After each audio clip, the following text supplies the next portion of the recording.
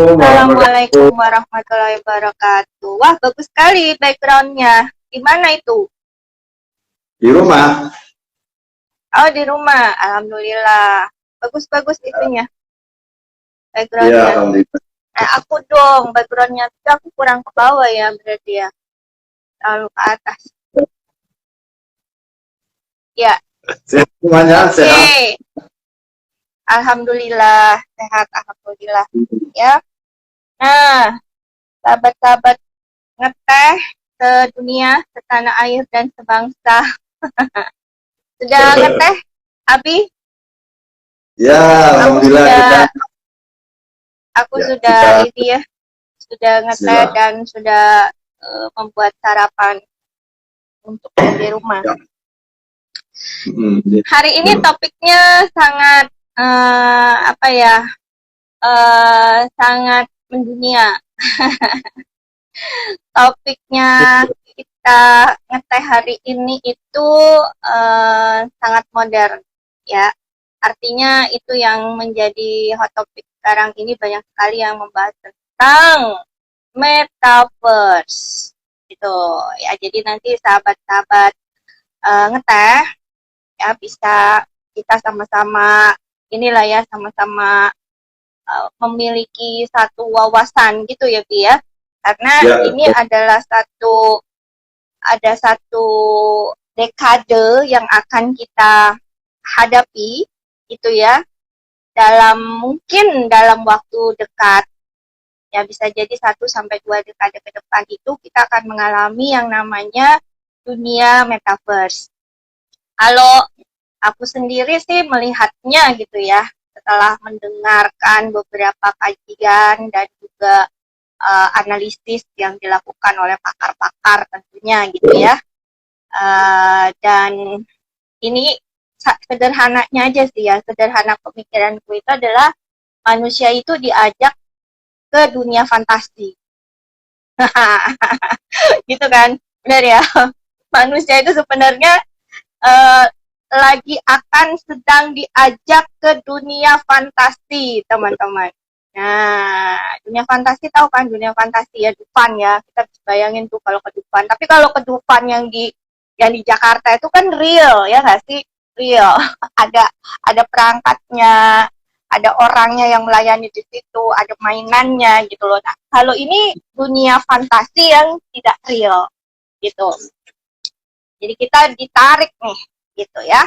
Nah, ini bagaimana kita sebagai insan mulia itu menyikapinya. Ini yang akan menjadi obrolan kita pagi ini. Itu ya, Bi ya? Oke, Ya, sekarang silakan Abi membukanya. Baik, bismillahirrahmanirrahim. Assalamualaikum warahmatullahi wabarakatuh. Alhamdulillahirrabbilalamin. Wassalatu wassalamu ala asrofil anbiya'i wa mursalin wa ala alihi washabihi ajma'in, amma ba'du. Pertama-tama, sahabat-sahabatku ngeteh yang ada di seluruh penjuru dunia maupun di tanah air, marilah kita panjatkan puja dan puji syukur kehadirat Allah Subhanahu wa taala, karena pada hari yang berbahagia ini, hari Sabtu tanggal 15 Januari, kita dalam kondisi yang sehat ya, bisa bertemu kembali di suasana pagi weekend untuk menikmati ngeteh. Ngetehnya secara bukan virtual, atau Yes. tingkatkan hati-hati, tingkatkan empati hati, itu arti kepanjangan dari teh, ngeteh. Tak lupa salawat salam senantiasa kita limpahkan ke junjungan Nabi besar Muhammad SAW serta keluarga, para sahabat dan para pengikutnya hingga akhir zaman. Dan seperti yang tadi dikatakan oleh Mary, kita episode yang ke-16 pada hari ini kita akan membahas tentang sesuatu yang sekarang lagi viral di medsos, kawan-kawan semua. Dan kalimatnya juga membuat pusing kepala karena banyak orang yang juga belum tahu. Karena ini orang banyak membicarakan masalah layangan putus, ya gitu ya, ketimbang metaverse gitu ya. Padahal kalau kita bicara sesuatu yang viral kemarin itu ada orang yang namanya Gozali Everyday. Tahu nggak dia itu bisa jual sesuatu yang sifatnya itu remeh, sesuatu yang sifatnya sepele, hanya foto atau gambar selfie-nya dia itu harganya 1,5 miliar gitu, mata uang kripto ya, atau FNT gitu di sana, di dunia sana gitu ya, di dunia sana. Jadi yang kedua, kita juga sekarang mendengarkan yang namanya isu yang lagi hot dari siapa? Dari dedengkotnya Facebook ya, Mark Zuckerberg. Dedengkotnya Facebook Ya. ini itu berniat untuk merubah yang namanya Facebook menjadi Meta, nama perusahaan Meta. Ya. Dan itu dikabarkan membutuhkan dana atau investasi senilai 10 miliar US dollar atau setara dengan 140 triliun.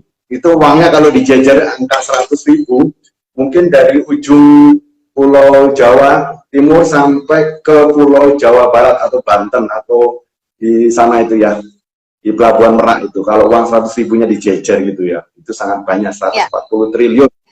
Begitu, Mer. Jadi isunya ini sekarang Itu duit semua ya. Duit semua itu, kopinya nggak ada, daunnya nggak ada. Nggak ada daunnya, nggak campur kertas gitu ya. Iya. Nah, ini sekarang menarik ya, Maria, karena kita mau bahas metaverse itu. Metaverse itu apa sih? Kenapa sih Mark Zuckerberg Facebook tuh mau merubah menjadi metaverse? Siapa aja yang sudah mengalaminya gitu? Kenapa sekarang ini ada dalam dunia seperti ini, katanya Mary, dunia fantasi. Banyak loh yang belum pernah ke dunia fantasi yang zaman sekarang ini, karena dunia fantasi sekarang sudah baru, di Ancol sudah benar-benar fresh gitu ya. Itu apa sih manfaatnya bagi kita? Manfaatnya apa sih? Kemudian tantangannya apa? Itu judul kita pada pagi hari ini. Ya, sambil menunggu teman-teman join ya. Jadi kita mereview bagaimana perjalanan kehidupan kita gitu, Bi, gitu ya. Dan kalau aku mendengarkan dari kajiannya Ustadz Adi Hidayat ya, di salah satu channel YouTube-nya Klik ya. Nah, itu beliau juga membahas masalah metaverse ini dan luar biasa sekali, dan aku sangat istilahnya tercerahkan gitu ya dengan kajiannya beliau gitu. Makanya kenapa tadi di awal sederhananya aku bilang metaverse itu adalah dunia fantasi. Ya betul, karena itu dunia hayalan ya. Dunia hayalan. Nah, ini yang perlu secara bijak kita menyikapinya. Teman-teman, apa sih sebenarnya metaverse? Metaverse itu kan adalah suatu space gitu, suatu ruang ya, suatu ruang gitu kan, ruang yang dimana kita bisa di situ melakukan apa yang mungkin di dunia nyata kita tidak bisa melakukannya. Jadi kita bisa sebebas itu memperlakukan diri kita di situ gitu loh ya. Jadi kita menjadi avatar kan gitu kan. Kita membuat profil-profil yang mungkin di profil picture yang sebenarnya itu jadi yang sangat, kalau kayak aku mungkin jadi kayak siapa gitu kan, selebriti dunia gitu yang cantiknya melebihi Cleopatra misalkan gitu kan. Itu kan bisa-bisa aja. Ya dunia nyata nggak bisa, tapi di dunia metaverse bisa gitu loh ya kan, Bi? Terus Abi mau menjadi seorang avatar menjadi avatar hero gitu loh, misalkan superhero ya kan, bisa aja gitu, bebas-bebas aja gitu kan. Nah itulah secara sederhananya ya. Sebenarnya definisinya banyak, tapi arahnya ke sana semua. Nah, ini yang perlu kita cermati, Bi. Kenapa? Karena apakah metaverse ini itu bisa mendukung kehidupan nyata kita menjadi lebih baik gitu kan, atau malah sebaliknya, artinya malah kehidupan nyata kita yang ketarik ke dunia maya. Akhirnya kita jadi generasi yang katanya Ustaz Adi Hidayat itu generasi rebahaniyah Jadi rebahan terus tapi menghayal, oh sholatnya virtual, mau naik haji virtual, jadi rebahan aja gitu loh. Nah, apakah terjadi seperti itu? Nah, ini kan bahaya kalau seperti ini. Gitu, Bi. Gimana, Bi? Ya, ya, oke. Mungkin kita mau membahas dulu secara ini ya, secara detail dulu tentang apa arti metaverse itu ya. Nah, saya mengutip dari apa yang disampaikan oleh Facebook ya tentang metaverse, karena yang pertama kali mencoba untuk memberikan sebuah isu itu kan dari Facebook. Tahu nggak kenapa Facebook tiba-tiba berubah menjadi Meta? Tahu nggak kira-kira? Itu sebenarnya ada isu ya, mudah-mudahan ini benar gitu ya, bukan hoax gitu ya. Karena Facebook ditengarai melakukan sebuah perbuatan mencuri data dari pemirsanya, dari pesertanya, atau pengumpulan data yang tidak berdasarkan dengan hukum gitu. Jadi 3 miliar pengguna Facebook itu semuanya sudah dikontrol sama Facebook, semua data-datanya ada. Nah, karena itulah untuk menghindari hukuman di masa depan, kemudian Facebook merubah entitasnya menjadi sebuah namanya grup atau sebuah perusahaan namanya Meta. Nah, Facebook sendiri mengartikan metaverse itu sebagai seperangkat ruang virtual yang dapat Anda ciptakan dan jelajahi dengan orang lain yang tidak berada di ruang visi yang sama dengan Anda. Jadi itu bahasanya Facebook seperti itu, seperangkat ruang virtual yang dapat Anda ciptakan. Jadi ruang virtualnya diciptakan dan Anda jelajahi dengan orang lain yang orang itu tidak ada di tempat yang sama dengan Anda. Nah, penggunaannya memakai kacamata VR atau virtual reality gitu, karena supaya apa? Supaya kita bisa melihat 3 dimensi yang ada di depan kita. Itu secara definisinya. Tadi ada kata-kata avatar. Avatar itu sebuah tokoh atau ikon yang kita ciptakan untuk mewakili diri kita, personifikasi kita di dunia yang berbeda tadi itu, dunia virtual kalau orang bilang ya. Atau dalam bahasa sederhana begini, ada sebuah planet di luar bumi yang kemudian ditemukan oleh seseorang gitu ya. Kemudian di planet itu orang itu bisa hidup, manusia bisa hidup. Nah, karena manusia bisa hidup, maka orang berlomba-lomba untuk menjadi orang yang pertama tinggal di sana. Karena kalau dia menjadi orang pertama tinggal di sana, maka dia bisa memiliki lahannya, bisa menguasai tanah, bisa menguasai tanah, kemudian memanfaatkannya menjadi properti dan diperdagangkan secara bisnis gitu, sehingga timbul yang namanya sebuah transaksi atau sebuah kegiatan ekonomi. Itu sama dengan metaverse, ada sebuah dunia lain yang dunianya itu dunia tidak nyata gitu, dunia virtual atau kata-kata yang sederhana dunia fantasi yang diciptakan oleh seseorang yang dalam ini adalah orang-orang dari dunia barat gitu, untuk menciptakan sebuah hegemoni ekonomi, sebuah kegiatan ekonomi yang sifatnya kapitalis gitu ya, kapitalis, sehingga orang bisa untuk mentransaksikan ruang, waktu, dan semua aktivitas yang ada di sana itu untuk mendapatkan keuangan atau keuntungan. Nah, itulah sehingga itu menjadi topik yang menarik. Karena apa? Karena metaverse ini sebelum menjadi metaverse yang sesungguhnya, karena ini masih sebuah angan-angan atau cita-cita, sebenarnya manusia itu sudah melakukan sebuah kegiatan metaverse yang sifatnya masih lokal. Apa itu? Orang disibukkan dengan dunia yang namanya dunia medsos atau dunia games atau dunia-dunia yang sifatnya berhubungan dengan internet. Yang tadinya jauh menjadi dekat, gitu. Yang tadinya tidak kenal jadi kenal. Saya dengan Mary di tempat yang berbeda bisa langsung berhubungan untuk melakukan ngeteh, tapi ini transaksinya adalah 2 dimensi ya, bukan 3 dimensi gitu. Nah, itu salah satu kegiatan-kegiatan yang sifatnya metaverse, tapi dalam kondisi yang sifatnya masih sederhana dan 2 dimensi gitu. Jadi mudah-mudahan kawan-kawan tahu ya, metaverse itu seperti apa, karena definisinya sangat banyak, dan kalau Ustaz tadi Hidayat juga menyatakan sebagai dunia virtual itu ya, katakannya begini, virtualisasi kehidupan yang bersumber dari pancaran imajinatif yang disupport oleh data yang real time, jadi yang real. Jadi itu kata-kata daripada Ustaz Hidayat. Itu perbedaannya antara misi antara Facebook dengan Ustaz Hidayat, dan kita sebagai orang mengatakan dunia fantasi deh, biar gampang gitu. Ya betul, karena memang kalau ditarik kesimpulannya ya akhirnya jadi ke situ kan, dunia hayalan ya, dunia hayalan yang dibuat seolah-olah nyata gitu loh, seperti itu sih.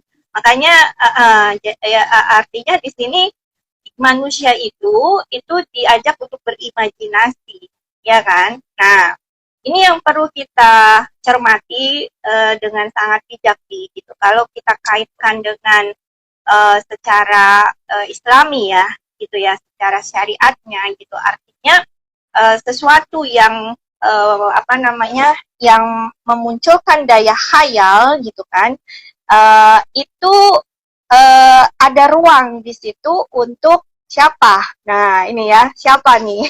Tahu nggak siapa? Ruang untuk siapa gitu? Ruang untuk si makhluk yang sudah dilaknat oleh Allah itu untuk beroperasi. Nah ini yang perlu kita waspadai, Bi. Iya. Ya, karena baik gimana? Maksudnya kan dosa itu dimulainya dari hayalan, bener nggak? Dari kita hayalan. Gitu loh. Sesuatu yang salah itu selalu dimulainya dari imajinasi ya. Yang kalau itu tidak kita imani dengan, maksudnya yang kita tidak melakukannya dengan dasar keimanan, itu akhirnya serong kanan serong kiri kan gitu nggak lurus jalannya. Nah ini yang teman-teman kita perlu persiapkan gitu ya.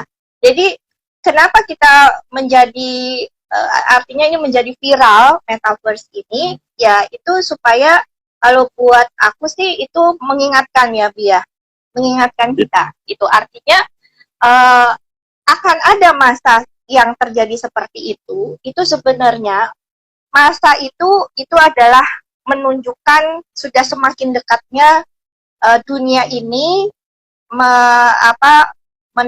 menemui tutup usianya gitu.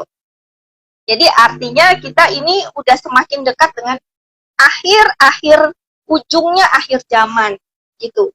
Nah, dan perlu diingat bahwa kita manusia itu kan akan berpulang ke alam yang real, bukan alam virtual. Ya kan? Kita nih berpulangnya ke alam real, mati itu alam real, mati betulan ada kuburannya, itu real gitu loh. Di alam akhirat itu pun juga real, nyata gitu kan, nyata. Nah surga itu nyata, cuma memang kita kan nggak bisa tahu. Nah itulah sebenarnya metaverse, bener nggak Bi? Metaverse-nya kita itu adalah surga, alam akhirat itu metaverse-nya kita. Jadi kalau kita mau menghayal, kita hayalkan, kesimpulan kalau jadi kan kalau kita mau tarik logikanya ya, kalau kita mau imajinasilah diri kita sebagai avatar yang akan ada di dalam surga gitu loh. Gitu aja simpelnya, ya nggak sih? Nah kalau kita mau di surga, kita mau masuk ke dunia ke dunia hayalan imajinasi kita, seolah-olah kita ada di surga, bisa ketemu sama Allah, bisa ketemu Nabi Muhammad dan seluruh nabi dan sahabat-sahabatnya. Terus kita harus gimana di dunia dong gitu. Jadi kan itu yang kita tarik. Itu kan Bi. Betul. Orang bilang hidup di dunia ini kan cuma sekedar mampir. Orang bilang mampir untuk minum saja gitu ya. Karena hidup di dunia ini kan ukurannya cuma 1,5 jam untuk ukuran akhirat. Nah semalam itu ada pengajian dari Ustadz Soleh Drehem. Soleh Drehem di Masjid Al-Azhar. Dia bicara mengenai fitnah dunia. Lah ini mau saya sambungkan dengan yang namanya Iya betul. Sangat dekat sekali itu. Ya. Fitnah itu ada beberapa. Yang pertama fitnah yang terjadi karena orang itu miskin, gitu ya. Miskin. Sehingga karena miskin itu akan menjadi fitnah. Orang miskin tuh biasanya kemana-mana kan jadinya nggak enak gitu ya. Dicurigai mulu gitu ya. Gitu. Nah, nanti kalau ngobrol sama teman dekat dipikir minta utang gitu ya. Dekat-dekat sama barang mewah dipikir mau mencuri gitu ya. Nggak enak banget menjadi orang miskin gitu.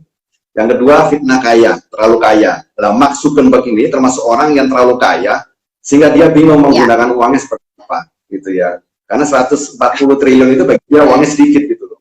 Orang yang terlalu kaya jadi sumber Sorry Bi, bukan. Kalau aku berpikirnya berbedanya, aku agak disagree ya sama Abi dengan pendapatnya. Mark Zuckerberg itu adalah orang kaya, nggak tahu mau uangnya mau diapain gitu. No, kalau kita mau lebih cermat, ya gitu loh.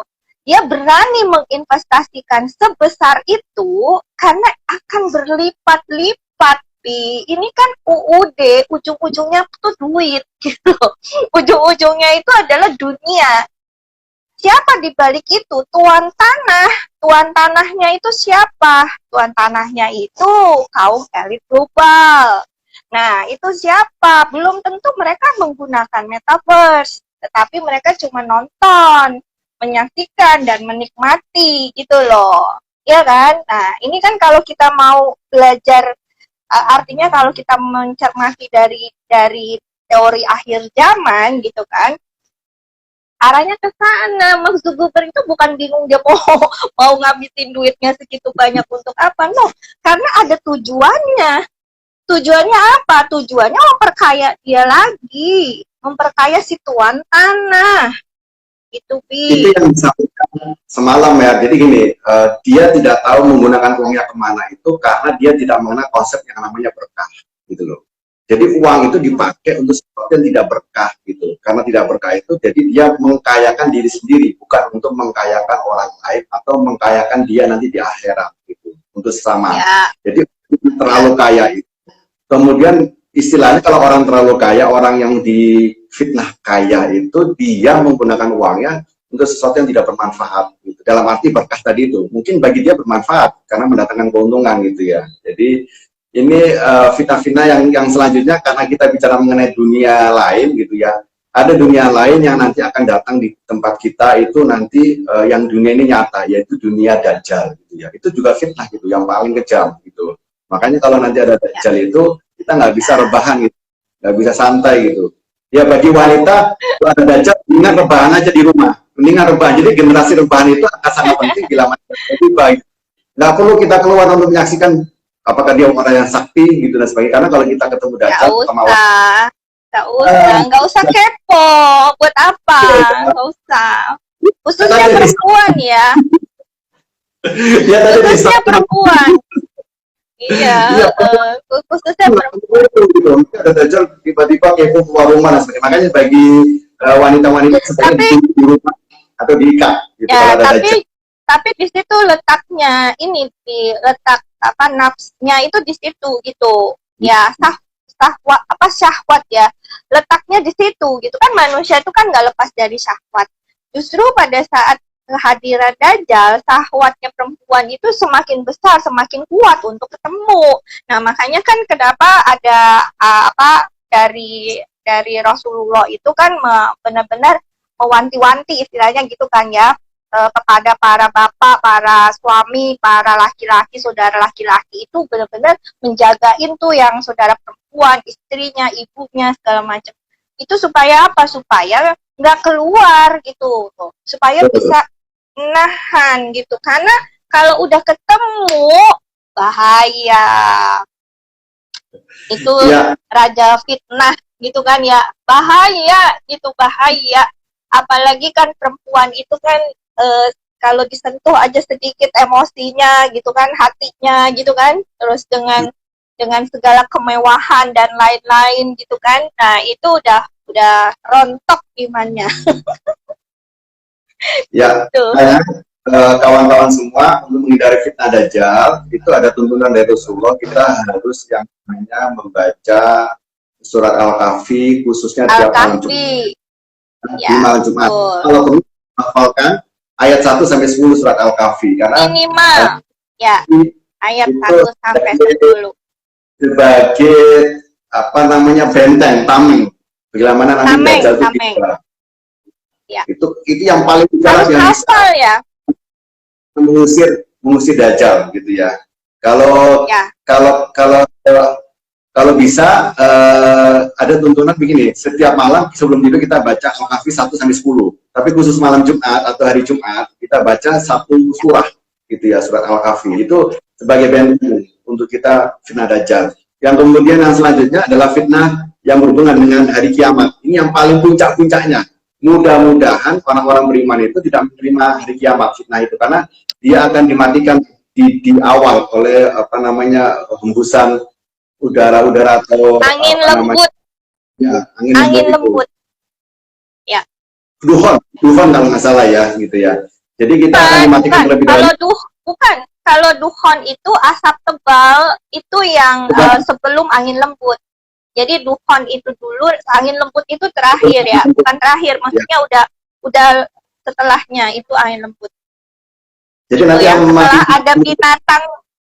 setelah ada binatang itu lebih binatang yang bawa tongkat, terus ketemu, terus dikasih tanda di kening itu ya, mana yang kafir, mana yang enggak gitu. Nah itu setelah itu baru ada angin lembut itu.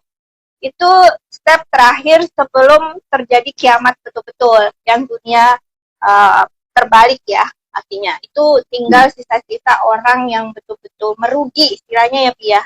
Jadi orang-orang yang memang merugi itulah yang akan menyaksikan neraka, bukan neraka, kiamat gitu. Nah ini udah ada yang gabung. Terima kasih, assalamualaikum. Waalaikumsalam, terima kasih Mas Ian. Ini Mas Ian dari Makassar. Ya. Gitu. Wow, jauh sekali. Kareba. Ya. Apa kabar ya? Gitu. Aku juga punya teman kan, orang Makassar banyak. Iwaku gitu. Iwaku. Iya. Gitu. Salam kenal ya. Salam kenal. Iya, iya. Salam sehat selalu di sana gitu. Ya, jadi kita hari ini ngebahas tentang metaverse ini, Mas Jan, gitu ya. Nah, jauh ini kita udah sampai kepada apa saja yang kemungkinan bisa terjadi di di dunia kita sekarang ini, gitu ya, dengan kondisi yang sekarang, dan nanti ke depannya itu kita akan dihadapkan pada satu ruang, gitu ya, satu ruang yang sangat berpotensi ya, tapi ya sangat berpotensi sekali untuk merontokkan keimanan kita itu loh. Nah ini yang perlu kita waspadai sih sebenarnya gitu ya. Secara ekonominya tadi kan Abi bilang ya, siapa cepat, siapa yang duluan bisa istilahnya bisa menduduki, kayak dulu kan ada pelaut zaman dulu tuh ya, maksudnya dari negara-negara dulu berlayar itu kan menduduki satu pulau kan, siapa yang duluan dia yang mengklaim bahwa itu tanahnya dia kan gitu kan, dan itulah dia jadi kaya gitu loh, padahal kan aslinya dia orang biasa-biasa aja mungkin di negara asalnya gitu, tapi karena dia udah menemukan itu duluan dan dia mengklaim gitu kan, mengklaim lahan itu sebagai lahannya dia, akhirnya dia jadi tuan tanah di situ gitu loh. Nah ini kan sama, metaverse ini kan juga akan di-create seperti itu gitu loh, tetapi di dunia yang tidak real. Nah, gitu. Jadi ya kita perlu smart, perlu cerdas ya. Jangan jangan dilihat dari permukaannya aja, diiming-imingin, ayo buka lahan di sana, bayarnya uangnya pakai kripto, transaksinya di sana, bener nggak Bi?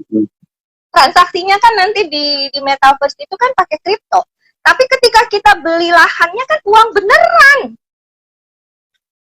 Ya kan? Uang beneran. Nah, Zuckerberg itu dia pakai uang beneran kan? Itu kan. Tapi nanti kan dia transaksiin kita dipakai dunia, pakai duitnya duit kripto. Kripto itu nggak ada underlying-nya, nggak ada dasarnya. Bener nggak? Nggak ada underlying-nya gitu loh. Tapi kita udah keluar duit beneran. Nah, makanya ininya nih harus harus dicerahkan gitu. Jadi jangan kita terkesima dengan keindahan-keindahan yang dimunculkan. Ini kan udah salah satu taktik. Sebenarnya kan ini kalau kita mau lebih cermat, ini kan salah satu taktiknya Dajjal gitu loh, Bi. Itu kita ngomong panjang lebar tentang metaverse-nya, aku udah langsung nyampe titiknya di situ. Ini sebenarnya ulahnya siapa sih? Gitu aja udah. Di balik ini tuh semua ini apa? Gitu aja. Itu. Ya. kalau kita bicara metaverse ini ada beberapa yang perlu dicermati dalam kajian Islam gitu ya. Karena hukumnya gimana sih hukumnya metaverse itu memang banyak. Salah satu tadi berhubungan dengan alat tukarnya, yaitu menggunakan alat tukar kripto atau yang kita kenal blockchain. NFT juga ada gitu ya. NFT-nya itu singkatnya non-fungible token. Jadi token digital yang tidak bisa dipertukarkan di dalam trading kripto, tapi dia menjadi sertifikat menjadi kepemilikan. Jadi dia bisa dijual kepada orang lain. Namanya NFT gitu. Iya. Orang sudah mencoba untuk beternak kripto gitu ya. Jadi di rumahnya dibangun beberapa server dan sebagainya. Jadi dia itu di rumah tidak kemana-mana dan sebagainya. Terima kasih, selamat datang kepada Mas Panda Ahmad. Ini Mas Panda ya. Halo Mas, ini apa temen aku, apa kabar? Iya. Salam sehat ya, thank you udah join. Ya. Terima kasih. Boleh komen-komen, kasih komen, kasih pendapat juga boleh ya. Kita kan bebas aja di sini, artinya kita sama-sama ngobrol lah gitu kan. Ini ngobrolin yang lagi hot-hotnya nih katanya tentang metaverse gitu ya. Nah, oke, Bi, lanjut Bi. Ya, selanjutnya kita bicara begini.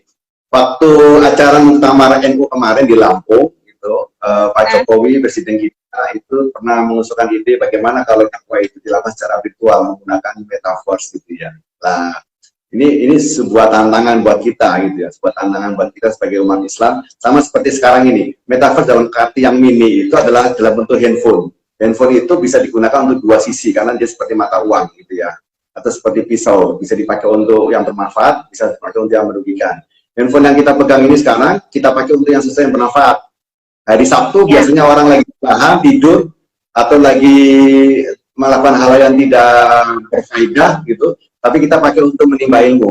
Nah, ini salah satu kegiatannya. Lah, kalau dakwah pakai metaverse, keren banget tuh. Asalkan dakwahnya itu tidak yang bersifat ibadah yang ritual, seperti misalnya ya melakukan sholat, melakukan ibadah-ibadah yang membutuhkan syarat dan rukun yang seperti diajarkan oleh Rasulullah. Tapi kalau kita melakukan manasik haji, itu bisa manasik haji melalui metaverse. Asik banget gitu, kita menjadi avatar di sana. Kemudian kita pada real time. Bukan manasiknya, Pi. Sorry.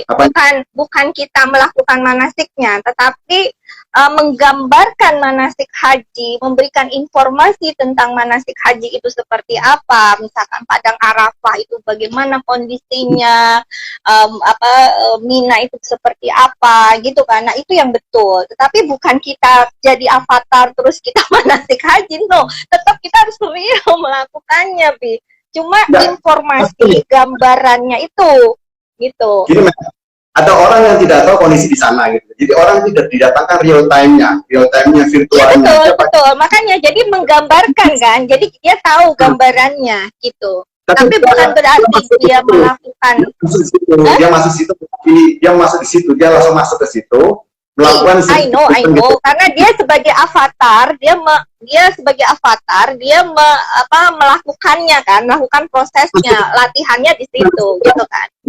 Ya, bukan ibadah yang sesungguhnya. Karena kadang-kadang orang begini, kalau orang latihan secara langsung di tempat suci itu kan membutuhkan biaya, gitu. Maka mereka melakukan manasik haji itu di hotel atau di tempat-tempat yang lapang dan luas, gitu ya, untuk ibadah-ibadahnya. Nah, itu banyak kita bisa lakukan, gitu. Seperti misalnya kita melakukan hal yang lain, misalnya kita kalau Zoom atau dengan real time seperti ini kan cuma 2 dimensi, tapi kalau kita melakukan kajian akbar gitu ya, tabligh akbar gitu ya, kita bisa itu melakukan 3 dimensi. Orang sekarang ada di Jakarta sedang kajian, kita bisa langsung masuk di komunitas itu mendengarkan itu. Lah, apa yang dikatakan Pak Jokowi itu sangat disambut baik dalam posisi arti yang positif oleh beberapa ulama dan masyarakat kita secara luas, asalkan itu menggunakan kebaikan dan bukan ibadah yang sifatnya ibadah-ibadah yang menghadirkan fisik dan mensyaratkan rukun dan rukun yang ada gitu. Nah, itu betul sekali. Ya artinya segala sesuatu yang ada, misalnya gini, metaverse itu kalau itu bisa mendukung kegiatan real kita kegiatan real dalam arti ibadah kita yang real gitu kan, dan itu semakin mempermudah, itu nggak masalah, it's okay, itu bagus gitu loh, ya kan? Bagus. Nah, asalkan tadi kan kita punya teori, kita punya akidah, kita punya tuntunan gitu kan. Nah, itu bener nggak, itu aja gitu loh. Nah, jadi bukan kadang gini, karena kalau kita nggak pahami gitu ya. Nah, sekarang kan gini deh, sekarang kita belum masuk ke metaverse. Sekarang di dunia kita saat ini aja gitu kan, berapa banyak yang menyalahgunakan internet, berapa banyak yang sudah memanfaatkan teknologi dengan sangat tidak bijak, kan gitu Pak, kan gitu Bi, gitu ya. Ini belum ke metaverse loh, masih ke 2 dimensi aja, itu sudah seberapa besar masyarakat yang terjerumus gitu loh di dalamnya, itu kan. Makanya ada cybercrime segala macam, tuh udah berapa banyak, kalau kita mau buka datanya, wow, gila gitu ya. Nah, ini kan yang perlu kita waspadai gitu. Bukan gini ya, karena aku mendengar banyak juga rumors yang mengatakan bahwa oh, Islam itu tuh apa-apa dibatasin, apa-apa tuh banyak aturan ya, apa-apa ini, jadi kita nggak bisa berkembang. Nah, ini salah loh, ini statement nggak benar. Dan ada, dan itu aku mendengar itu Bi. Nah, ini kan ini bahaya ya, itu artinya bukan kita membatasi, enggak, tapi gini loh, kembali lagi kepada kita, fitrah kita ini manusia itu kan berpulangnya kemana gitu ya. Dan yang kita lakukan itu semua yang real ini itulah yang jelas-jelas aja gitu, jangan yang diangan-angan terus akhirnya yang di dunia nyata itu dibawa ke dunia angan-angan, di dunia fantasi. Nah, ini yang perlu kita harus cerdas gitu, harus smart gitu. Pak Jokowi bilang dakwah secara metaverse, oke, kalau itu memang punya manfaat yang luar biasa, akhirnya syiarnya bisa lebih besar kan gitu kan ya, jangkauan syiarnya kan akan lebih luas lagi gitu. Ya itu kan masih yang dalam kategori hal-hal yang memang bisa dilakukan secara umum gitu loh ya. Tetapi kalau udah menyangkut yang masalah akidah, masalah yang fikih segala macam, itu perlu kita bedah lagi gitu Bi, nggak bisa kita samain begitu aja ya. Ini baik, terima kasih terima kasih Mbak Erni, thank you udah join. Jadi Bogor nih, mudah-mudahan Bogor terang, tidak hujan ya. Dan mudah-mudahan Allah hari ini cerah semua ya. Biasanya di Bogor ya, aku udah lama sekali nggak ke Bogor. Emang aku juga tinggal di Bogor kan, tapi kabupaten Bogor. Cibubur gitu loh, Cibubur kan kabupaten Bogor, masuk Bogor.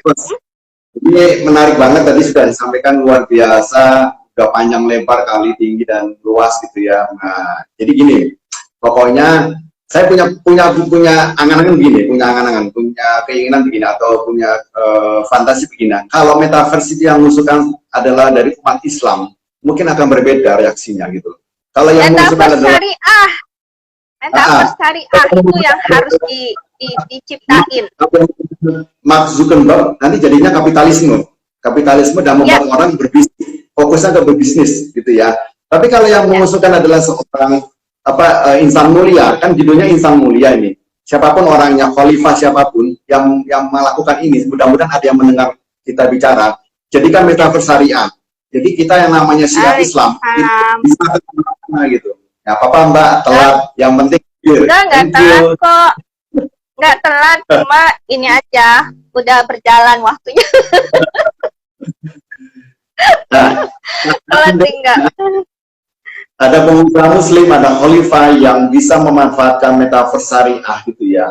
Wah, luar biasa, yang namanya dakwah, yang namanya syiar, itu bisa kemana, dan kebangkitan umat Islam nanti di masa-masa depan itu akan timbul gitu. Insya Allah begitu. Itu sebagai sarana kita meningkatkan yang namanya syiar Islam kemana-mana. Mudah-mudahan itu akan bisa diterjemahkan oleh para Ya. pengusaha Ya, muslim. ya sebenarnya gini ya. Nah, ini benar Bi. Artinya dengan adanya isu metaverse ini ya, sebagai umat Muslim gitu kan, insan-insan mulia tadi yang katanya Abi gitu kan, itu yang harusnya termotivasi ya. Saya yakin ya banyak sekali ya, artinya pakar-pakar IT yang dari dari saudara-saudara kita muslimah gitu kan ya Bi ya maksudnya. Nah itu kan harusnya dengan keilmuannya gitu ya, dengan kompetensinya, ayo gitu loh. Why? Kenapa kita nggak jadi pelopor untuk membuat metaverse yang syariah gitu loh, ya kan? Oke lah, ide awalnya itu sudah dari si Zuckerberg itu gitu kan ya. Tetapi why not kalau kita nggak membuatnya itu dengan lebih ini gitu ya, lebih cepat lagi gitu loh. Idenya boleh, tapi kan dia belum terrealisasi, dia masih ini terus gitu kan, masih on proses gitu loh. Nah kita coba dong curi start aja gitu, harusnya ya Bi ya, seperti itu gitu.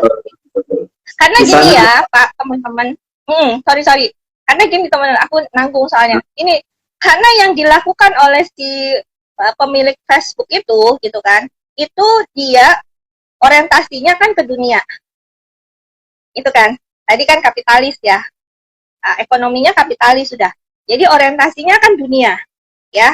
Nah sekarang nih kita nih para insan mulia gitu kan, nah ayo orientasinya akhirat gitu kan Bi. Betul, karena kemarin kita bahas yang namanya UUD itu bukan ujung-ujungnya dunia, tapi kita bicaranya ujungnya surga, UUS kan gitu kan kemarin. UUS ya, ya UUS. Kedua begini, kalau kita bicara mengenai metaverse kan itu kan kita bicara mengenai harta gitu ya, harta, karena ada uang, ada segelontor harta yang kita masukkan untuk berkembang di sana dalam bentuk bisnis gitu ya. Padahal kita ingat di Islam namanya harta itu pernah kita bahas di ngetes sebelumnya, harta itu sifatnya adalah titipan karena semua kepemilikan itu milik Allah. Jadi hartamu itu bukan hartamu. Katanya Pak Basri Adi, guru saya ini, mungkin Mbak Eni pasti kenal dengan Pak Basri Adi, satu kota dengan Mbak Eni di Bogor. Dia menulis buku dan dia sering kasih training-training, hartamu bukan hartamu. Karena pada saat kita meninggal, harta itu akan menjadi beberapa bagian, ada harta waris, ada harta wakaf gitu. Jadi kalau kita mau bikin metaverse, ya bikin untuk yang bersifat wakaf sama waris untuk nanti gitu, perkembangan nanti. Iya, gitu. Iya betul, beli lahan untuk wakaf gitu loh. Iya kan? Gitu. Halo Pak Hanjito. Halo, selamat pagi, salam sehat ya Pak Hanjito di Malang. Ya, Bi, gitu. Mantap. Iya, orang ya. Masih di dealer Honda kan? Iya. Iya, jadi artinya why kenapa kita harus beli lahan virtual, ya nggak sih Bi? Gitu kan? Yang itu nggak ada manfaatnya untuk nanti di tabungan kita di akhirat, ya kan? Nah, kan lebih baik metaverse-nya itu 3 dimensinya itu kenapa nggak kita tarik aja ke dunia real? Bener nggak sih? Maksudnya apa? Bi, aku ngeliatnya gini Bi. Metaverse itu kan di situ kan kreativitas, bener nggak? Innovation, ya kan? Kita bicara teknologi itu kan innovation, ya, inovasi gitu kan. Orang bisa berkreasi, bisa berinovasi, bisa berimajinasi, bisa segala macam gitu loh di metaverse. Kenapa nggak di real yang harusnya itu dilakukan? Pertanyaannya kan begitu. Ya, katanya gini jawabannya. Kenapa gua nggak mau lakukan di real? Karena di real itu yang namanya kapitalisme itu namanya free trade, ya perdagangan bebas itu, ya yang bagus itu nggak ada pemerintah yang ngatur. Kalau di dunia ya ada pemerintah, dia nggak mau ada pemerintah. Betul. Nah itu kan kita harus tahu gitu loh. Kalau segala sesuatu yang bebas tidak ada aturannya, kan gitu kan ya. Nah, itu kan udah mendekati ke apa namanya? Kehancuran gitu loh. Iya, kembali ke zaman apa? Kembali ke zaman jahiliyah. Nah, dari situ aja kita udah paham dong sebagai orang beragama ya, gitu ya. Sebagai umat beragama kita harus sudah paham gitu loh. Ini kita mau dibawa kemana? Ya nggak sih, Bi? Ya kan? Nah, jadi kita nggak lihat ini sebatas wow, oh iya, wih canggih ya, wih gila, bisa pakai begini ya, waduh, keren banget gitu loh, bisa beli di real kita nggak bisa beli apartemen, tapi di dunia di dunia metaverse kita bisa beli apartemen misalkan. Di real kita nggak bisa punya kapal pesiar, tapi nanti di metaverse kita bisa punya kapal pesiar. Buat untuk apa? Gitu loh. Ini Mel, lagi Mel, saya jadi teringat ini. Jadi metaverse itu menciptakan Fir'aun baru. Karena begini, Fir'aun itu begini, dia bertindak sebagai Tuhan. Dia bertindak sebagai Tuhan. Dia menciptakan dunia baru. Dia menciptakan bumi baru beserta penduduknya, beserta resourcesnya. Dan penduduk yang tinggal di situ, yang hidup di situ tidak pernah mati. Tidak pernah mati. Siapapun juga tidak pernah mati kecuali. Oh iya, dia itu betul. Betul. Dia bisa jadi orang. Misalnya saya sekarang merasa kondisi saya sekarang ini dengan kondisi saya seperti ini, saya bisa ciptakan yang baru, menciptakan yang baru seperti itu. Di dunia nyata sudah ada namanya cloning, dan orang-orang memutasi gen dengan cara yang tidak baik. Itu sudah terjadi di mana-mana. Itu dengan ilmu teknologi orang menjadi Fir'aun baru, Fir'aun yang seperti itu, dan Fir'aun yang memiliki kemampuan resources yang ada di dunia ini. Bahkan menciptakan dunia baru, namanya Tuhan kita. Allah Subhanahu wa taala gitu. Ya itu pekerjaannya orang-orang kafir semua itu gitu. Nah, kita mau ciptakan metaverse syariah. Ayolah, kalau dalam metaverse itu syariah. Ayo melalui cerita atau acara kita ini mendorong orang-orang yang pintar, yang ulama-ulama atau para khalifah atau pengusaha muslim menggelontorkan uangnya untuk berpartisipasi dalam konteks yang kebaikan. Ya, mereka begitu dong. Betul banget, setuju Bi gitu ya. Jadi kita mendukung ya. Artinya gini, metaverse itu bukan kita mengklaim bahwa itu nggak benar gitu. No, nggak pernah ada statement seperti itu ya, gitu kan. Tetapi kita mendukung metaverse itu sepanjang itu akan berbuah kepada kebaikan. Kebaikannya bukan kebaikan di dunia aja, tetapi juga kebaikan di akhirat. Nah, artinya dunia dan akhirat itu akan ada manfaatnya, itu pasti kita dukung ya sebagai umat beragama, itu pasti kita akan mendukung itu gitu loh. Nah, tapi di sini kita juga jangan terlena gitu kan ya, maksudnya ya, jangan sampai kita menjadi terabaikan hal-hal kegiatan rutin kita yang seharusnya itu kita lakukan, seperti kita beribadah kan gitu ya Bia, kita sholat, terus yang ke agama yang non muslim itu ke tempat ibadahnya gitu kan ya.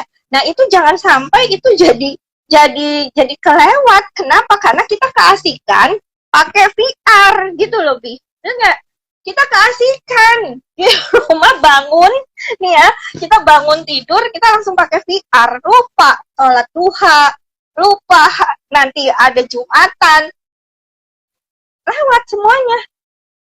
Iya nggak? Ya. Karena seolah-olah kita sudah melakukannya, tapi melakukannya di dunia metaverse, kan ini bahaya. Ya kan? Gitu. Nah, ini dan hati-hati juga ya.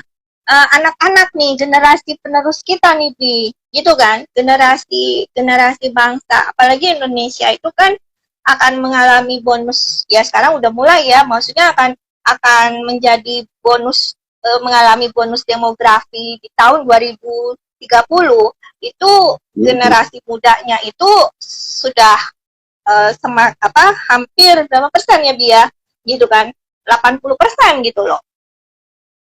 Nah, artinya apa? Artinya kan generasi sekarang ini kan born for internet. Bayi-bayi yang lahir sekarang ini loh, gitu kan? Bayi-bayi yang lahir sekarang ini kan born for internet, lahir untuk internet, ya kan? Nggak kayak kita kan generasi norak ya. Norak dalam arti norak. Artinya kita kan baru kenal, kalah sama anak kita ya nggak sih, gitu kan? Nah, sekarang kayak aku pernah dengar ceritanya Deddy Corbuzier. Deddy Corbuzier dia anaknya masih 3 tahun waktu itu katanya cerita. Dia aja ke rumah neneknya gitu kan. Nah di rumah neneknya itu, neneknya ini kan masih generasi baby boomer ya kan sih. Nah di generasi baby boomer itu kan foto-foto itu kan taruhnya di album ya kan sih, di album foto. Nah cucunya datang dikasih lihat, dibukain album foto. Apa yang dilakukan oleh si cucunya? Diginiin, Bi. Oh, Jujun Walk. Jadi artinya tuh foto bisa digedein pakai tangan. Dia kan udah biasa menggunakan HP yang bisa zoom out, zoom in gitu. Nah itu kan mereka aja udah terlahir dengan seperti itu, bener gak sih? Nggak kayak kita norak gitu. Nah jadi artinya di sini kan peran kita sebagai orang tua itu juga harus lebih more ekstra, bener-bener harus yang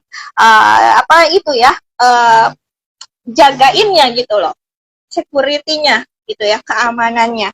Keamanan apa? Keamanan, bukan cuma secara fisik loh, Bi, tetapi juga ini yang penting nih, hatinya, kembali lagi kan, empatinya, Bi, gitu. Nah, inilah pentingnya kenapa metaverse syariah itu juga harus bisa mengajarkan untuk meningkatkan empati. Bukan orang yang kaya jadi semakin kaya, yang miskin jadi semakin miskin, bukan itu. Itu. Betul. Jadi hati itu sangat rapuh ya kawan-kawan. Jadi dia akan tumpul, akan membatu dan mengeras bila mana dia selalu dihadapkan dengan sesuatu yang sifatnya virtual, tidak pernah nyata gitu. Jadi dia lama-lama mengeras gitu. Sinetron itu juga gitu, contoh sesuatu yang tidak nyata gitu loh, berbau janji-janji. Betul.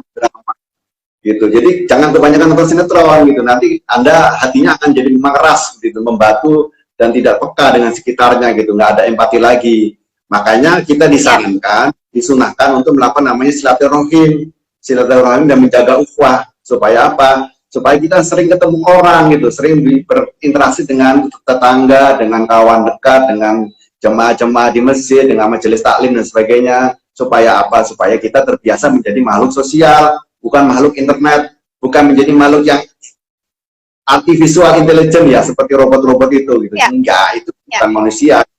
Itu bukan manusia. Robot aja sekarang udah bisa senyum, robot aja udah bisa marah, robot aja udah bisa ketawa loh. Masa kalah sama robot. Manusia itu akhirnya sama robot lama-lama gitu, karena kita diperintah oleh robot gitu. Iya, bersaing sama robot ya, kalau gitu ya.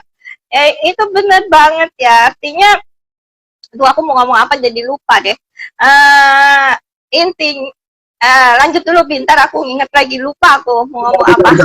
Kenapa manusia di kalangan robot? Karena sekarang yang kerja di pabrik-pabrik itu semua digantikan oleh robot. Tugas-tugas manusia itu semua sebagian besar tugas-tugas penting manusia digantikan robot. Jadi sekarang namanya padat modal bukan padat karya. Pengusaha-pengusaha itu lebih banyak mempekerjakan robot karena tidak perlu dia mengontrol, sudah tinggal di program, dia lakukan semuanya. Nah itu juga bentuk metaverse yang nyata itu. Yang nyata itu ada di depan kita sekarang ini. Makanya bagi teman-teman yang kena PHK, yang sekarang pekerjaannya diganti robot, jangan bekerja hati. Rezeki itu sudah ditangkap sama Allah, dan Allah sudah berjanji akan memberikan rezekinya sampai kita itu meninggal gitu, dan akan di stop kalau kita sudah menjadi gini. Orang meninggal itu karena rezekinya sudah selesai gitu, kontraknya dengan rezekinya. Jadi Anda nggak perlu bingung, meskipun di PHK tetaplah punya prasangka baik, jaga hatinya, ikuti kajian-kajiannya, bersilaturahim, jaga ukhuwah, nanti rezeki akan datang. Bismillah gitu. Ya. Jadi gini, metaverse itu untuk secara ekonomi itu sebenarnya bagus ya. Orang-orang yang punya kompetensi gitu kan, itu yang produktif itu bisa memanfaatkan itu gitu loh. Untuk apa? Untuk secara finansial. Tapi ya itu tadi ya, harus dengan cara-cara yang betul gitu ya. Jadi kayak misalkan nih dia seorang arsitek gitu loh. Iya kan, arsitek misalkan gitu ya, dia bisa menggunakan metaverse itu untuk menjual desain arsiteknya dia, kan seperti itu gitu loh, ya kan. Terus dia misalkan desainer pakai busana muslim gitu, nah itu bisa banget apa namanya sangat mendukung gitu dengan metaverse itu gitu kan, untuk apa tadi mengkreasikan busana-busana muslim itu ke seluruh dunia kan gitu kan ya, dijual gitu kan, seperti itu gitu. Tapi kan kembali lagi, nah bagaimana ini kita bisa memanfaatkannya itu dengan bijak gitu loh. Jangan kita jadi terlena tadi, akhirnya kita hanya melakukannya itu nggak real gitu loh. Ini cuma mimpi doang. Nah ini kan yang membuat kita jadi bodoh ya. Tadi kan Abi bilang jadi malas gitu ya, bodoh. Nah ingat ya teman-teman, kebodohan itu adalah dosa terbesarnya iblis. Bener nggak? Iblis saja, kalau kita kan dosanya kan banyak ya, kan gitu kan. Iblis itu ada 9 dosa. Dosa utamanya, ini kalau kita belajar kitabnya iblis ya, gitu. Perlu belajar juga supaya kita tahu gitu ya. Nah, dosa besar utamanya iblis itu adalah bodoh gitu. Jadi jangan sampai bodoh. Justru dia itu menyesatkan kita itu kan dengan kemewahan ya. Dengan kemewahan, dengan dikasih harta, dikasih gini, kesenangan. Supaya apa? Supaya manusia jadi bodoh. Dia sendiri nggak mau bodoh, karena itu dosa besarnya. Nah, jadi kita jangan sampai termakan di situ, teman-teman. Artinya apa? Males itu membuat kita jadi bodoh, bener nggak? Ya kan? Males itu membuat kita jadi bodoh. Itu loh. Ya, Luar makanya biasa ya? kalau kita lihat film-film alien itu atau UFO itu kan selalu kepalanya lebih gede daripada badannya gitu ya. Karena dia itu tidak banyak melakukan aktivitas gitu. Yang perlu banyak aktivitas adalah bangsanya di kepala ini semuanya gitu loh. Tapi jangan khawatir, teman-teman di sini itu bukannya malas gitu ya, tapi dia lebih banyak melakukan yang namanya santai gitu ya. Jadi malas sama santai beda loh. Santai gitu. Slow. Karena aku slow, sangat slow. Jadi dia bukan malas gitu, santai gitu. Tenang aja, Belanda masih jauh katanya gitu. Jangan gitu, Bi. Itu santai, slow sama lemot juga beda-beda tipis tuh, Bi. Ya, sekarang generasi kita 4.0 makanya Bluetooth-nya atau ada 5G gitu ya, nanti 5.0 itu artinya Anda sudah nggak boleh lagi seperti itu, harus cepat, bergerak cepat. Ya, harus bergerak cepat, meskipun kita ini generasi yang sudah kolonial gitu ya, jangan kalah sama mereka-mereka itu. Nah, kita beri contoh kepada mereka bahwa kita adalah orang yang mempunyai kehidupan yang normal, nyata, meskipun dipenuhi dengan kehidupan-kehidupan yang maya. Nggak apa-apa, meskipun Mbak Maya itu masih cantik gitu di sana gitu ya, masih sama suaminya, siapa namanya Mbak Maya itu? Suaminya pengusaha terkenal itu kan? Ya. Nah, kita mau supaya teman-teman bisa membuat dunia maya itu menjadi kreasi yang benar-benar bagus. Contohnya ya, saya kan mengikuti sepak terjangnya Ridwan Kamil, Gubernur Jawa Barat. Dia kan desainer masjid tuh. Dia bikin tuh masjid bagus-bagus tuh desainernya. Dan kemarin dia menciptakan Mbak Herni kalau tahu Garut, itu alun-alunnya Garut sekarang jadi bagus banget itu. Jadi dia membentuk sebuah komunitas di Garut, dan Garut itu punya alun-alun yang sekarang alun-alunnya modern. Nah kayak gitu-gitu tuh bagus tuh, menggunakan dunia virtual diterjemahkan di dunia nyata untuk kemaslahatan umat. Nah, kita ingin umat Islam ini insan mulia, bisa meningkatkan empati hatinya itu begitu, menerjemahkan dunia maya itu ke dunia nyata untuk aplikasi atau untuk manfaat orang banyak. Kan kita rahmatan lil alamin gitu ya. Iya betul. Untuk alam semesta ini gitu ya. Nah, gitu dong, biar cakep gitu ya. Gitu kan? Aku berpikir malah gini, Bi. Betul, Bi. Aku berpikir malah gini ya, kayak misalkan lembaga-lembaga wakaf gitu ya, Bi ya, yang ya lembaga-lembaga wakaf ya, terus kemudian kayak ITC, terus kayak dompet wafa segala macam gitu ya, itu bisa memanfaatkan metaverse ini sebenarnya gitu ya. Jadi misalkan dia menampilkan daerah-daerah yang memang sangat membutuhkan gitu loh, atau dia menampilkan lahan-lahan yang kita bisa wakafkan, tetapi dalam real ya, gitu loh. Cuma dia dia munculkan di situ sehingga orang beli di situ, tapi dalam arti itu real gitu loh, bukan bohongan.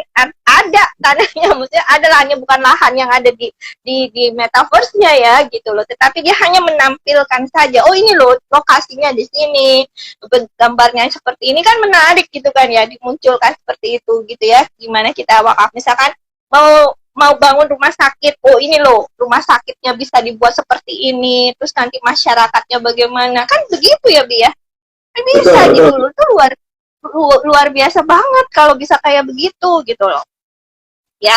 Nah jadi intinya teman-teman, nggak berasa Yogi gitu kan, udah jam 10. Jadi ya kita boleh merangkum ya Bi ya, artinya mungkin nanti ada metaverse jilid 2 ya, tapi lebih dalam kita bahasnya tentang pemanfaatannya gitu aja sih ya, lebih ke sana.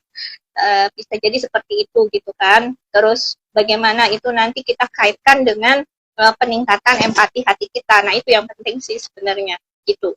Nah jadi di sini intinya kalau aku bilang ya, kita sebagai generasi yang kita nih generasi X apa generasi Y atau generasi Z? Enggak, aku bukan baby boomer ya, mamaku baby boomer gitu. Kalau aku generasi YZ dong, ya nggak sih? Artinya gini ya, jangan merasa bahwa oh kita sudah tua, oh kita udah bukan zamannya. Jangan berpikir seperti itu ya. Nah, kita yang harus lebih pintar lagi gitu. Jangan sampai kita kalah pintar sama anak-anak. Maksudnya gini, anak-anak kita emang pinter-pinter gitu, emang harus pinter gitu ya, tetapi kan harus ada orang yang ngejagain kepintarannya itu supaya itu dimanfaatkan ke jalan yang benar kan gitu kan ya, bukan nanti akhirnya serong kanan serong kiri. Nah kalau kita tidak mengikuti ini gitu, mengikuti apa sih isu-isu yang atau rumor-rumor yang akan terjadi nih dalam kehidupan kita, bahaya gitu loh. Bagaimana kita bisa mengawasi, bagaimana kita bisa menjadi pendamping, kan gitu ya Bi ya, seperti itu gitu. Nah jadi intinya teman-teman, yuk gitu, dengan sesi ini ya sebenarnya semakin sering kita membahasnya ya, insya Allah kan semakin banyak orang yang tercerahkan gitu ya, Bi. Baik, terima kasih kawan-kawan semuanya, sahabat-sahabat kita semua yang ada di seluruh penjuru dunia dan tanah air khususnya, karena kemarin kita dapat kunjungan dari saudara Abi yang ada di New Zealand, ternyata sudah sampai ke sana juga ya. Nah, mudah-mudahan nanti rekamannya juga bisa kita bentuk dalam edisi YouTube sehingga semua bisa tonton kalau yang nggak bisa hadir pada pagi hari ini. Jadi kita sudah sampai di sesi yang terakhir di acara Ngeteh. Yang pasti metaverse ini itu mempunyai banyak kelebihan buat kita dan juga ada sisi mudaratnya. Nah, kita sebagai umat Islam yang menjadi khalifah di muka bumi ini harus benar-benar bisa memilah-milah mana yang bisa bermanfaat untuk kita. Yang namanya teknologi itu pasti diciptakan untuk membantu atau untuk memudahkan pekerjaan manusia, bukan untuk menyesatkan dan juga bukan untuk membunuh karakter atau membunuh manusia secara evolusi gitu ya. Nah, kita mau teknologi yang ada di metaverse ini bisa kita kembangkan untuk syiar. Karena tujuan kita adalah takwa. Ini salah satu cara kita bertakwa melalui Ngeteh ini gitu. Supaya kawan-kawan tidak tersesat di jalan. Supaya tidak nanti ketemu dengan yang namanya orang-orang yang bisa menjatuhkan kita ke lembah yang terdalam. Karena kita ingin menjadi manusia yang bermanfaat, menjadi insan mulia, mempunyai empati hati yang cukup tinggi, membantu kawan-kawan semuanya, dan melalui Ngeteh ini kita tahu metaverse itu ternyata bisa loh kita manfaatkan gitu, sama seperti memanfaatkan handphone. Bisa loh kita dapatkan uang untuk apa? Untuk berwakaf, untuk beribadah dan sebagainya. Bisa loh kita manfaatkan untuk pengajian dan sebagainya. Bisa loh kita manfaatkan untuk dapetin banyak network teman-teman atau kawan-kawan bisnis, tapi bisnis yang syariah. Nah, mudah-mudahan ini terwujudlah di masa depan. Demikian, ya. Mungkin ada tambahan dari Mer? Ya, jadi aku singkat aja, sebenarnya itu kembali kepada diri kita, manusia gitu ya. Apapun, metaverse itu kan boleh dikatakan sebagai tools aja ya, sebagai alat gitu. Sama seperti kayak alat-alat yang lain lah di dalam kegiatan kita sehari-hari gitu kan ya, handphone, ya kendaraan, ya pisau dapur misalkan gitu kan, dia akan bisa bisa tidak sesuai dengan fungsi yang sebenarnya, bisa bermanfaat atau bisa buruk, ya tergantung kita yang menggunakannya kan gitu kan. Tools itu gitu, tools itu mau kita pakai untuk apa gitu kan, untuk kehidupan kita di dunia aja atau untuk kehidupan kita di dunia dan akhirat gitu. Nah ini gitu, itu yang terpenting. Jadi semua kembali kepada diri kita. Jadi kita lah yang harus bijak teman-teman. Makanya banyak belajar, banyak mengupgrade diri gitu ya, mengupdate informasi gitu, dan harus smart gitu, harus smart memilah-milah. Jadi jangan mengklaim belum apa-apa udah langsung menjudge. Nah ini kan bahaya nih kalau kayak gini ya, kebiasaannya orang kita ya gitu kan. Terus kalau kita terima postingan langsung di-share, tahu-tahu kan sharean kita itu berbau apa, entah itu berbau sara, berbau yang akhirnya menjerumuskan orang. Ini kan nggak smart gitu loh, cara-cara yang bodoh. Ingat ya, bodoh itu aja dosa besarnya iblis. Jadi jangan sampai kita punya dosa besarnya iblis di situ. Iya, makanya itu gitu ya. Makanya teman-teman itu ya, sampai di sini dulu, kita tutup. Abi silahkan. Baik, terima kasih kawan-kawan semuanya yang sudah menjadi sahabat-sahabat ngetel dari awal hingga akhir. Terima kasih semuanya yang sudah hadir. Mudah-mudahan ini bermanfaat ya, dan bisa kita sharingkan ke kawan-kawan semuanya bahwa metaverse itu ternyata mengandung kebaikan juga, meskipun ada juga mudaratnya. Nah, kita tutup acara hari ini seperti biasa dengan bacaan kafaratul majelis. Subhanallah wa bihamdika asyhadu an la ilaha illa anta astaghfiruka. Terima kasih, alhamdulillah. Bila mana ada kata-kata yang kurang berkenan, itu adalah kesalahan murni kita karena kesempatan hanya milik Allah. Terima kasih. Jumpa lagi, Ner. Thank you ya, Bi ya. Sampai terima kasih semua yang udah join. Sampai ketemu lagi. Assalamualaikum warahmatullahi wabarakatuh. Salam sehat. Iya. Ya, thank you. Terus ya. Pak Hanjito, dadah.